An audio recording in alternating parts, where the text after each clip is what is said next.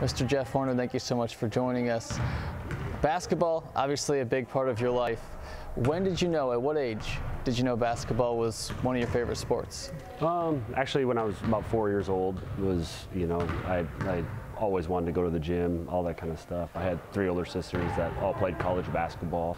And so just watching them go to the gym every day, and my dad being a high school basketball coach for 40 years, obviously it's kind of ingrained in your mind, to be able to do that. But the good thing was my dad never, had to tell me to go to the gym or anything like that. I always wanted to go, always wanted to be a part of it. But yeah, at a young age, I knew, I probably wanted to play basketball. Even though I loved other sports, basketball was always kind of the thing that I wanted to do. And, I felt like I always had the most joy from it, playing in, elementary school on travel teams, that type of thing, and then playing school ball in middle school. So at a young age, I've been this same height since about 8th grade too as well. And so, in 8th grade, I was jumping center and playing point guard, which not a lot of people do. But I knew at a young age that I definitely wanted to be a basketball player and play for the University of Iowa. How did you develop your basketball skills? I know you mentioned that you played with your sisters often. Yeah, they were guards too as well. They weren't really point guards. They were kind of more shooters, that type of thing, which obviously I feel like I was a pretty good shooter too as well. But I kind of had a passing skill that not a lot of people had. I felt like I always kind of saw the floor, that type of thing. And I did ball handling every single day. That was something that I really worked on all the time when I was playing pickup. I also, was always kind of looking to pass instead of just score, that type of thing. But, as you got older, you get into high school, I felt like I probably had to score a little bit more than what I really wanted to. I've always kind of been an unselfish player, but when I got to Iowa, obviously, then, it's a little bit different competition, that type of thing. And so seeing the floor and knowing the game with the IQ that I had, I felt like, working on those skills just in general, passing skills and ball handling kind of continued to keep on happening. Now, before you get to Iowa, what was your high school career like? I started as a freshman, which we kind of talked about. My dad, my dad was the coach, and a lot of people kind of said that, I played because of him, whatever. But it's one of those things where I put my work ethic up against anybody probably. I was in the gym every day. Like I said, nobody ever had to tell me to go in there. It was I wanted to be in there and I wanted to get better. And honestly, I always wanted to be in there just kind of by myself with nobody around, because I felt like, my motivation was just that much better to keep on getting better and better.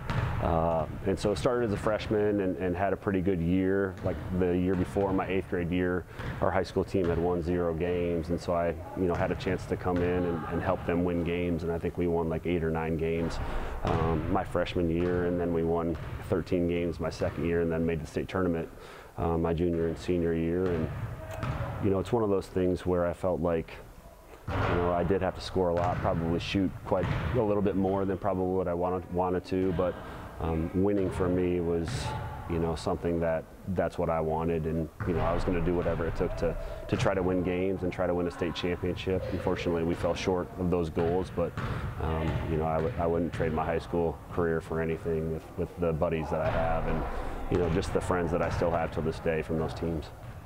Now, after high school, you finally get to achieve your dream, something that you wanted since you were 4 years old.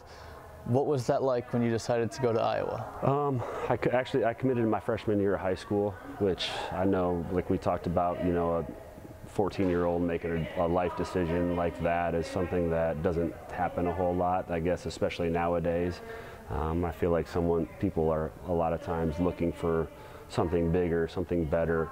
Growing up, I always knew that I wanted to go to Iowa. Dean Oliver was a huge role model in that aspect. He committed his freshman year of high school, and just kind of following his career and that type of thing, I knew that's what I wanted to do. And growing up, throughout the young years, I watched Iowa Hawkeye basketball. I couldn't miss a game, and when Dean started playing, I was able to go to quite a few more games and go down there, which was really cool. But having the opportunity to play for your dream school, I think, is something that not a lot of people get to accomplish, and I got to accomplish that. And I'll be forever grateful for the University of Iowa. My time there was awesome, and I can't explain how cool it was to be able to do that. How far away was your home from the stadium? It was only about 2.5 hours away, so you know, it wasn't that far. It's one of those things where my parents couldn't just come down whenever they wanted to, but you know, it was close enough where if I really needed something, it was that close. So you know, it was a cool experience to be close to home and have a lot of family be able to come and watch your games too as well. It's like every college kid's dream, right? You're far enough away from family, you can get into a little bit of trouble. But then if you get into too much trouble, your family's right there to come and rescue you. Yeah, exactly. And, you know, obviously in the state of Iowa, there's no professional teams. So, you know, Iowa State, Drake, UNI, you know, a lot of people feel as though, you know, those are their professional teams, and the fan bases and all those schools for all their sports is something that, you know, is really cool to see. I mean, when you really think about it, right? Like a lot of states have professional teams, and we don't, and those are kind of like the professional teams. So, kind of everywhere you went, you know, people would maybe recognize you, so you had to make sure that you were, you know, doing the right thing, that type of thing. And not saying I wouldn't if people weren't looking, but you know, there's more of a microscope on you, following you around wherever you go, for sure. What was your freshman year like? It was a struggle. You know, I think a lot of times, and especially nowadays in just the basketball world, or the college athletics world, right? You don't play a lot your freshman year, and the first thing that pops in your mind is transfer. You know, fortunately, I did get to play a lot my freshman year, but I wouldn't say that I had the type of year that I thought was going to happen. I had broken my foot in August and had surgery, so I missed the entire preseason basically, and put on some bad weight, which was it was a struggle to kind of get back in shape. And then obviously now you're a point guard, so you're trying to pick everything else back up. We also had some other injuries that year and some other things that happened that made it extremely difficult, but we continued to keep on fighting and keep going. I didn't shoot the ball very well. I think I shot like 20% from three. So, you know, that's something that's not, you know, great, but in the same sense, I learned a lot and was able to share the ball and kind of be more of what a true point guard was, for sure. You were successful in high school. Freshman year, you mentioned you were injured. When did you start picking it up and feeling like yourself again? Well, then I got injured, you know, a little later on in the season, sprained my ankle, and at the end of the year I actually ended up having surgery on my left ankle too. So I was kind of playing through that the last half of the season, which, you know, really stunk, but in the same sense, it was one of those things where, you know, that kind of happens. But I would say, you know, probably about right around Big Ten season, you know, is when I started to kind of play really well and started to figure some things out. And, you know, there was a lot of new guys on our squad too as well, so everyone trying to figure out where to play, what to do, that type of thing was tough. But, you know, we made the NIT tournament, and I think we won 2 or 3 games, and you know, got to play at home and got to play some extra games. So I think, you know, being able to play in those, you know, playoffs, I guess you could say, the NIT, was valuable experience moving forward. What was your biggest adjustment freshman year to sophomore year? Biggest adjustment was definitely, all right, what do I need to do for my body to stay healthy? You know, obviously going through high school, playing football, all those sports, I was never really injured, never had to, you know, have surgery, that type of thing. And now all of a sudden I have 2 surgeries my freshman year, and moving forward, I, you know, come back my sophomore year, and it's like, okay, what am I going to do to stay healthy? And we actually, as a team, started to do yoga, which I think really did help out, you know, just injury prevention, that type of thing. And so, all right, let's be healthy, that type of thing. And also, okay, let me see where can I get shots at in our offense to help our team win? What do I have to do to better put people in places where they need to be? So those are things that, you know, the adjustment, watched a lot of film during the summer going into my sophomore year, and probably statistically, I probably had my best year that year. But again, we had some injuries that happened just overall with our team that was, you know, kind of tough. But again, we battled and we kept fighting, and you know, we never let stuff get us down, you know, and I think that's something that's really important, and you know, why I always wanted to be an Iowa Hawkeye, because the guys on our team just kept on fighting for each other. Now, you mentioned that's your best statistical year, but of all your 4 years there, which one is your favorite? Definitely my senior year. And saying that's kind of interesting because I actually had to miss 4 games because I tore my PCL in my left knee, and so for a second there I thought, you know, my career could be over with, or I would have had to redshirt and possibly come back and, you know, not finish with, you know, the guys that I came in with, which would have been really difficult. And you know, come to find out, they thought I had torn my ACL at the beginning, and ended up just being my PCL. So missed 4 games. Unfortunately, we were right close to the Christmas break, and so I was able to kind of use that too to get healthy. But I came back with a huge knee brace on, and it was hard to move in it, that type of thing. And I'm not fast to begin with, so that didn't help. But moving forward, you know, as finally got the knee brace off and we started to play really good basketball. Unfortunately, we finished second in the regular season in the Big Ten, and you know, but beat Ohio State, who won it, and then went on to the Big Ten tournament and were able to beat Ohio State in the Big Ten tournament championship, which I felt validated that we were the best team in the league for sure. And so for me, that was definitely our best year, just because the team success was definitely the biggest thing and the goal for everything for sure. Now, you mentioned when you were in high school, the team before you won 0 games, and then you became the starting point guard for your freshman team. Then you go to Iowa, and you said that your best statistical year was your sophomore season, but your favorite year is the championship year. Why? I think it just kind of goes to just unselfishness.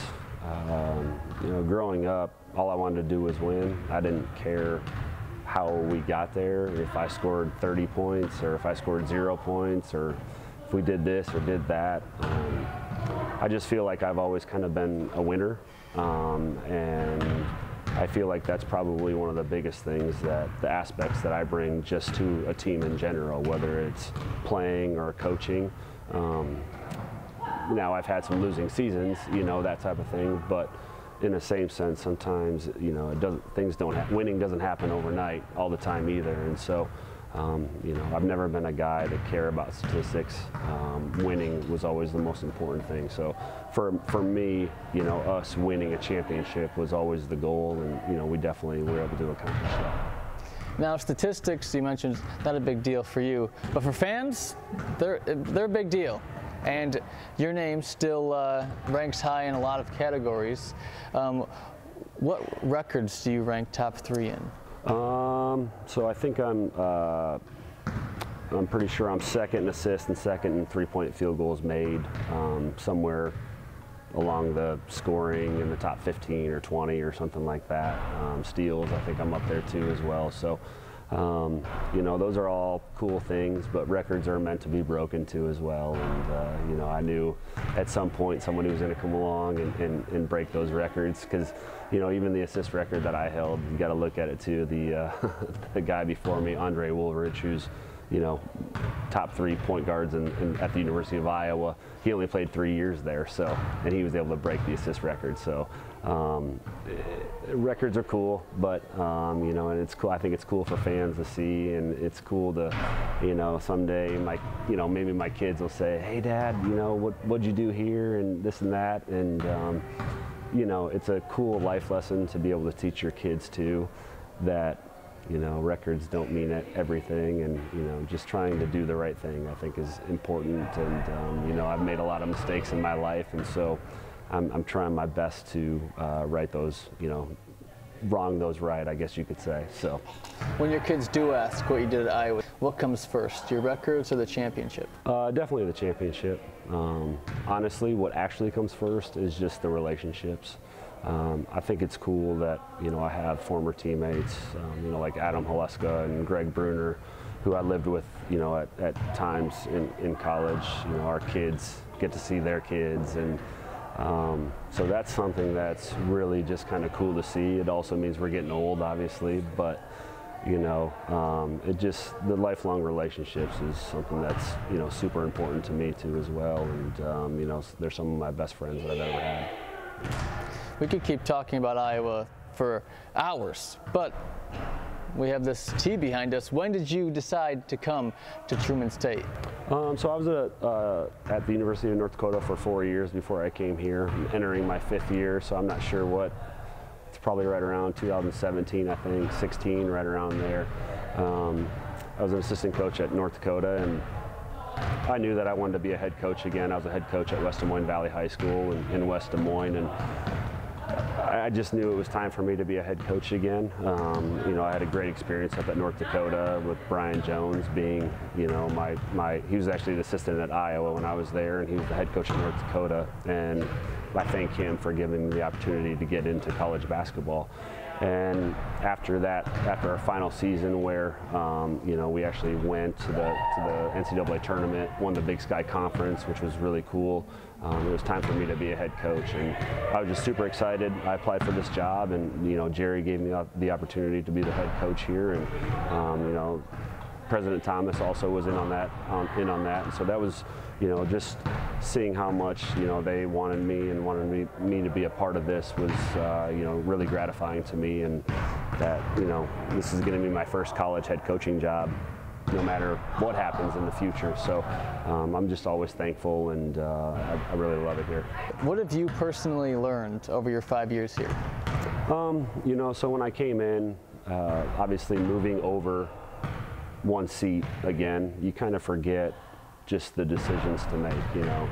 As an assistant, as someone, if a kid's not playing well, that type of thing, it's easy for an assistant to say to the head coach, hey, put him to the bench, that type of thing. But, you know, when you're the head coach and you're actually making those decisions, and every decision falls back onto you, you know, whether you call the game-winning play at the end or you don't make a basket at the end to lose a game, you know, losing always falls down on the coach, winning always falls over on the players, you know, and that's something that I look into. But, you know, I've really always tried to instill to our guys that, you know, we win as a team, we lose as a team, and, you know, the decisions that I make ultimately a lot of times depend on what happens in the games. And I feel like our guys have done a great job. We've recruited a ton of really good players here, a lot of really good people, and I think that, you know, continuing to keep doing that is something that I'll always cherish.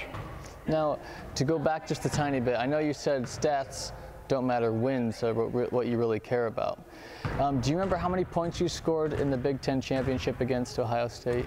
I think it was 17, it was like 16 or 17, something like that. So I actually had, before the game started, I was in the locker room stretching, and I actually broke 2 ribs. I'd fallen on them. I think they were probably broken before, but there was something that tore inside, and I could really feel it. And so it took me a little bit. It took me a little while to get loose and get going. And so I think in the first half, I didn't even score a point or something like that. Oh my God! So, yeah. Do people know this? Is this like common knowledge? Some people know it. Is this breaking news? Jeff Horner played through a broken rib?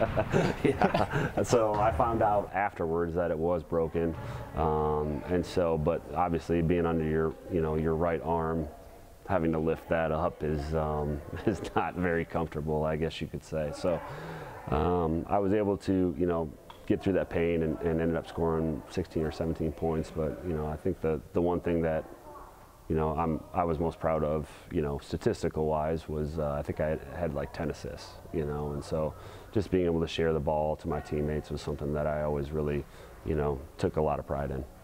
Now, I brought that up not to bring up your physical ailments. I mean, we got some breaking news here, but the difference between, you know, having your fingerprints on the game physically when you get to take the last shot of the game if you want to, versus calling the last play and telling someone to shoot the last play of the game.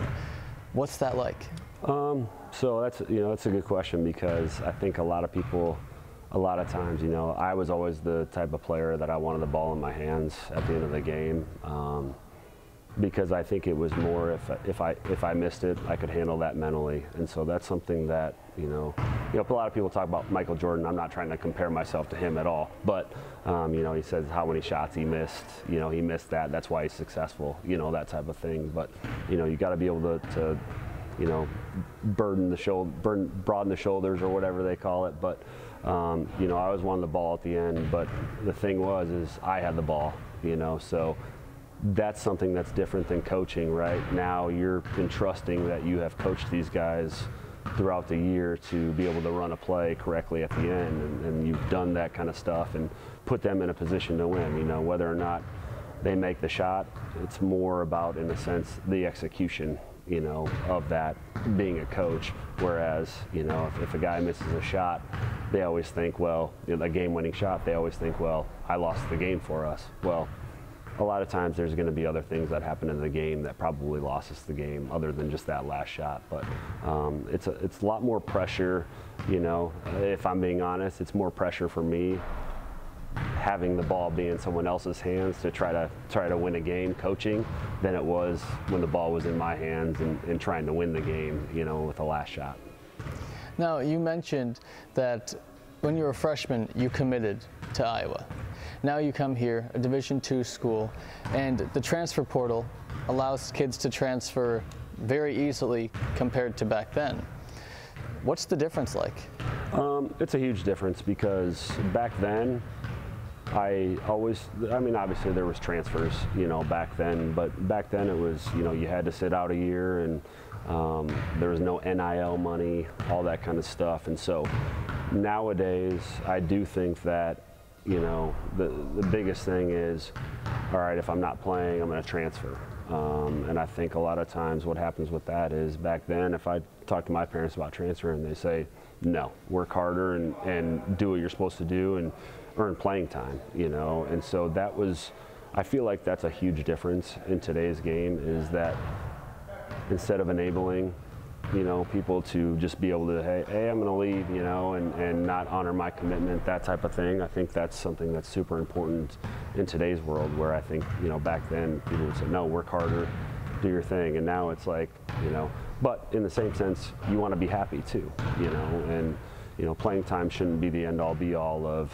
should I transfer or not. It should be, you know, if I work harder, am I going to have a chance to play? Do I like the guys on the team? Are they going to be some of my best friends? Because what happens in the end is, you know, you can win all these games or you can score all these points, but the relationships that you have later on in life is what's most important. And I think a lot of people forget about those things when they're trying to make those decisions. But, you know, the transfer portal, obviously we were affected by it, you know, last year with 3 guys, and I completely understand it, especially being at our level, them wanting to have the Division I dream and be able to play, you know, in you know, the Missouri Valley, which, you know, is pretty cool to think, all right, we got 3 guys at Truman State that, you know, could play in the Missouri Valley. So, which it sounds like all 3 of them are going to get a chance to play this year, and I'm super happy for them. And, you know, I wish them well. And, you know, I think coaches that don't embrace that type of thing, they're going to be upset, they're going to be mad, they're going to dwell on it, and it's going to affect the team that they have now. And we're not trying to do that. We're trying to use it as motivation,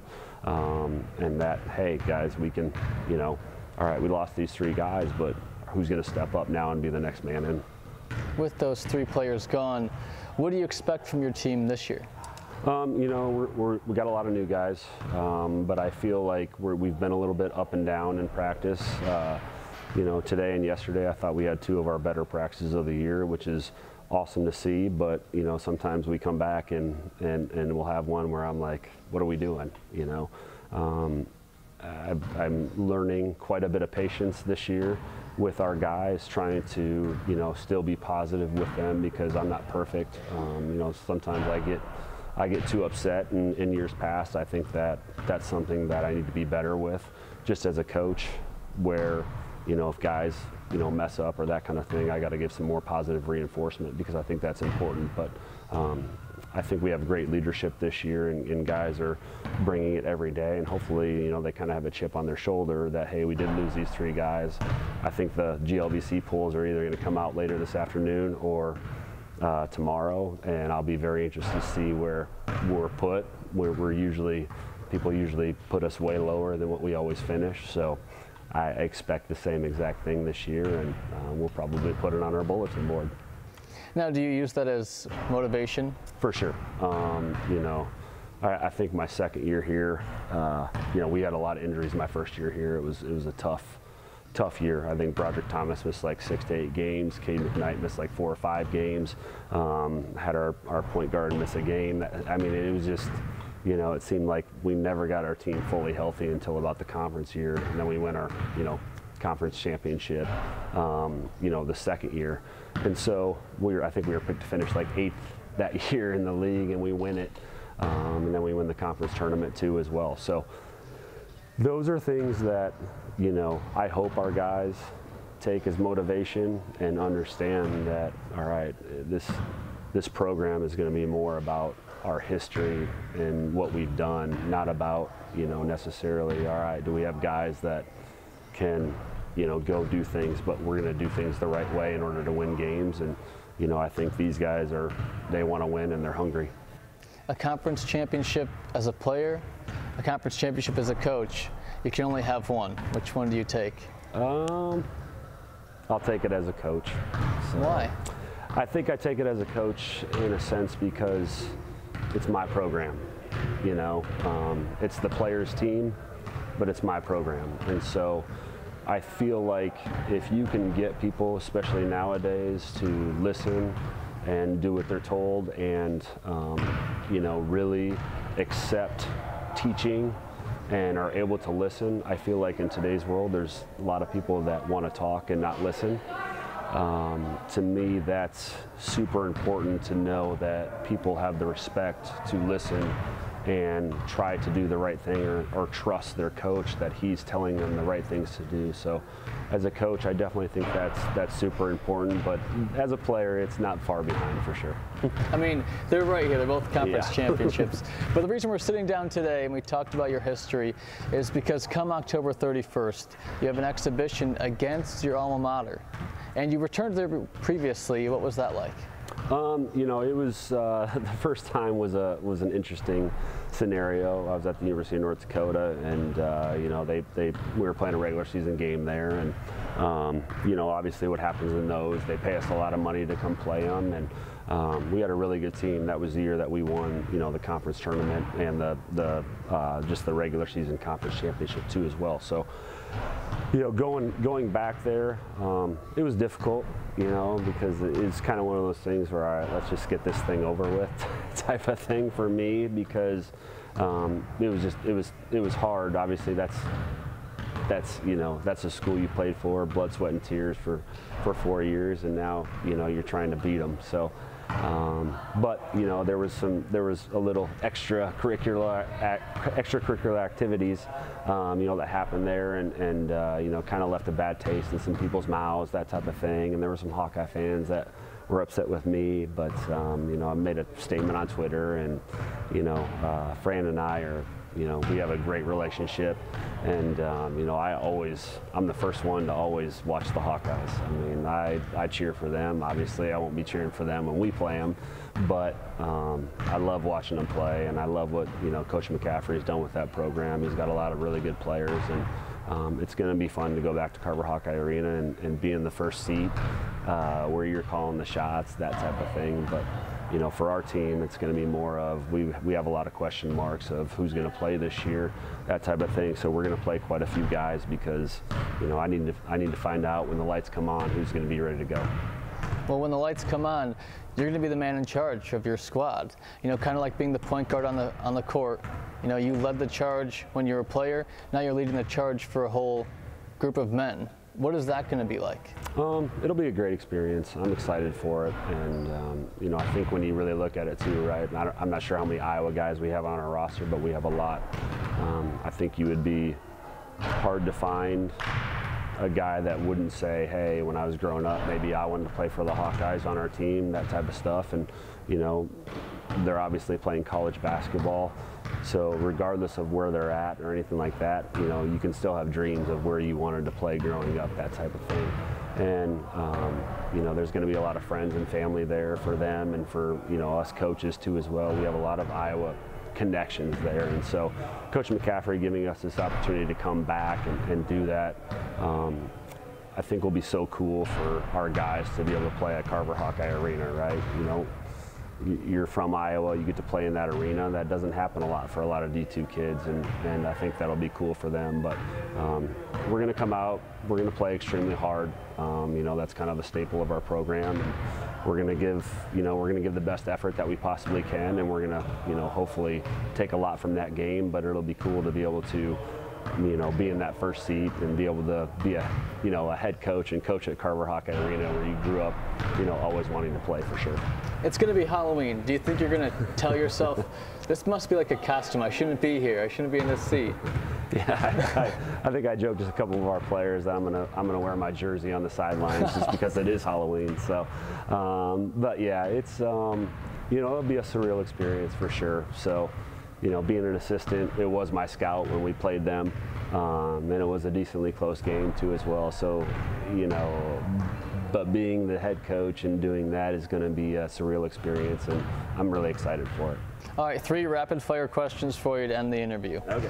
Are wins better as a coach or a player? Coach. Are losses harder as a player or a coach? Coach. Are you an Iowa Hawkeye or a Truman State Bulldog? Middle. Political answer, I like it. Thank you so much. I appreciate it. Appreciate it.